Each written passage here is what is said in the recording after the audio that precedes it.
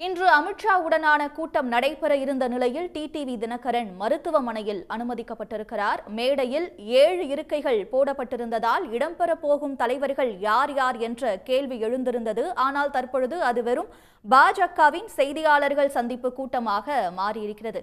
கூடுதல் விவரங்களை செய்தியாளர் குணசேகரன் தர கேட்கலாம். குணசேகரன், தற்போதைய விவரங்கள். ஒன்றிய உள்துறை அமைச்சர் அமித்ஷா இன்று பிற்பகல் செய்தியாளர்களை சந்திப்பார் எனவும் அந்த செய்தியாளர் சந்திப்பு தேசிய ஜனநாயக கூட்டணி சந்திப்பு என்று பேனரானது வைக்கப்பட்டிருந்தது.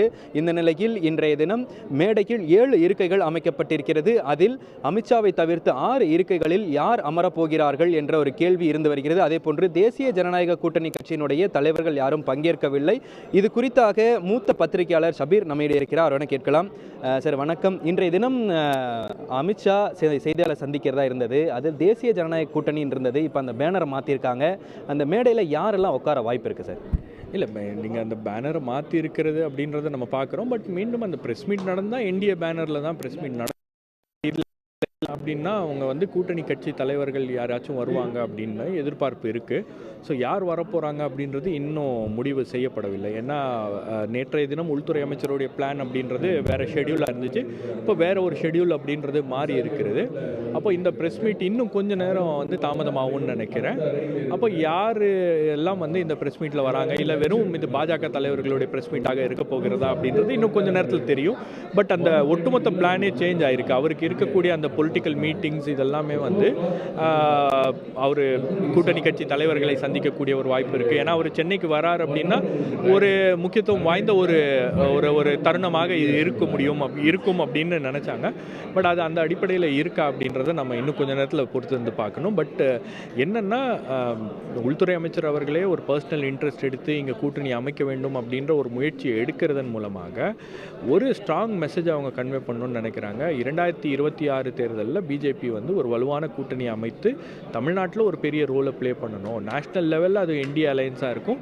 ஸ்டேட் லெவலில் அது அதிமுகவுடன் கூட்டணி ஏற்பட்டால் அது அதிமுக தலைமையிலான கூட்டணியாக அது இருக்கும் அப்படின்ற ஒரு மெசேஜை கன்வே பண்ணணும்னு நினைக்கிறாங்க அப்படின்றது ரொம்ப வெளிப்படையாக தெரிகிறது. அமித்ஷாவை டெல்லி சென்று எடப்பாடி பழனிசாமி சந்திச்சிருந்தார். சென்னைக்கு வந்திருக்கக்கூடிய அமித்ஷாவை எடப்பாடி சந்திப்பார்னு நேற்றுலேருந்து ஒரு பரவலாக ஒரு தகவல் இருந்துகிட்டே இருந்தது. இது வரைக்கும் இரு தரப்பிலிருந்தும் நேரம் ஒதுக்கப்படலை. இது எப்படி பார்க்குறோம் சார்? இல்லை, உங்களுக்கு சந்திப்பு நடக்கும் அப்படின்றது உறுதியாக சொல்லலை. 2 தரப்புலேருந்தும் இவங்க அப்பாயின்மெண்ட் கேட்டாங்க, அவங்க அப்பாயின்மெண்ட் கொடுத்துருக்காங்க அப்படின்றது இல்லை. பட் அந்த பேச்சுவார்த்தைகள் நடக்கிறது அப்படின்றத உள்துறை அமைச்சரே வெளிப்படையாக சொல்லியிருக்கிறாரு.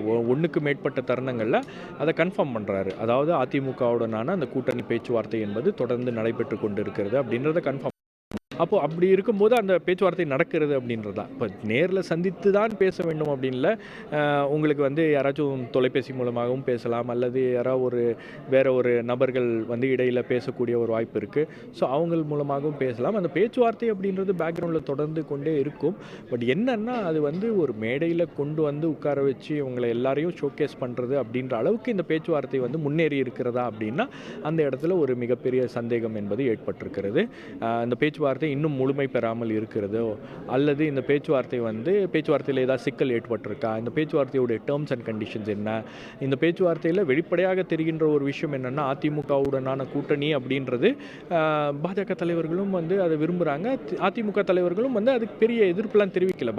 அதிமுக தரப்புலேருந்து பேச்சுவார்த்தைக்கு போனாங்கன்னா அவங்களும் அதுக்கு உடன்படுறாங்க அப்படின்ற ஒரு அர்த்தம் என்பது இருக்கிறது. ஆனால் இதோட டேர்ம்ஸ் அண்ட் கண்டிஷன்ஸ் என்னவாக இருக்கும் அப்படின்றது ஒரு கேள்வி. இப்போ இந்த டேர்ம்ஸ் அண்ட் கண்டிஷன்ஸ் அப்படின்னு பார்த்தீங்கன்னா இதில் சசிகலா அம்மையாருடைய ரோல் என்னவாக இருக்க போகிறது, ஓபிஎஸ் உடைய ரோல் என்னவாக இருக்க போகிறது, டிடிவி மறுபடியும் உள்ளே கொண்டு வராங்களா, அப்போ இந்த விஷயங்கள் சரி செய்வது அப்படின்றது அதிமுக பாஜகவுக்கே ஒரு பெரிய தலைவலியாக இருக்கிறது.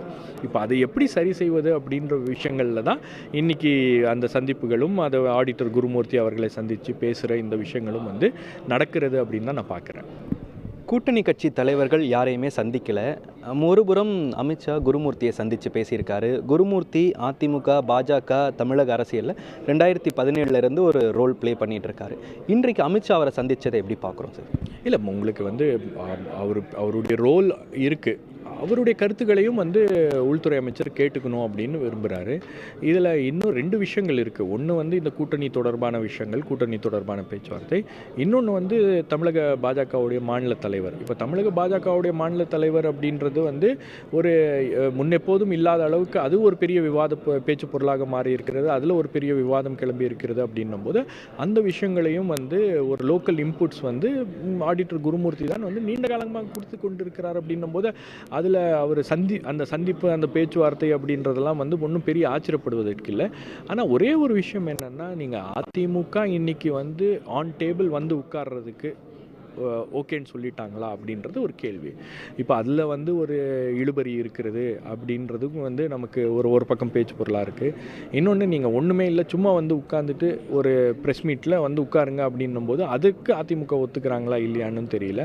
அப்போ இந்த அளவில் தான் வந்து இந்த பேச்சுவார்த்தையில் இன்னும் இழுபறி இருக்கிறது. அதாவது பாஜகவுக்கு ஒரு அவசரம் காட்டுகிறார்கள். அதாவது எப்படியாச்சும் தமிழ்நாட்டில் 2026க்கு அதிமுகவுடனான கூட்டணி ஏற்பட்டு விட வேண்டும் அப்படின்னு அதை பர்சனலாக திரு அமித்ஷா அவர்கள் ஹேண்டில் பண்றாரு அப்படின்றது தான் இங்க வந்து இருக்கக்கூடிய மிக முக்கியமான செய்தி. உடனுக்குடன் செய்திகளை தெரிந்து கொள்ள சன் நியூஸ் பெல் ஐகானை கிளிக் பண்ணுங்க.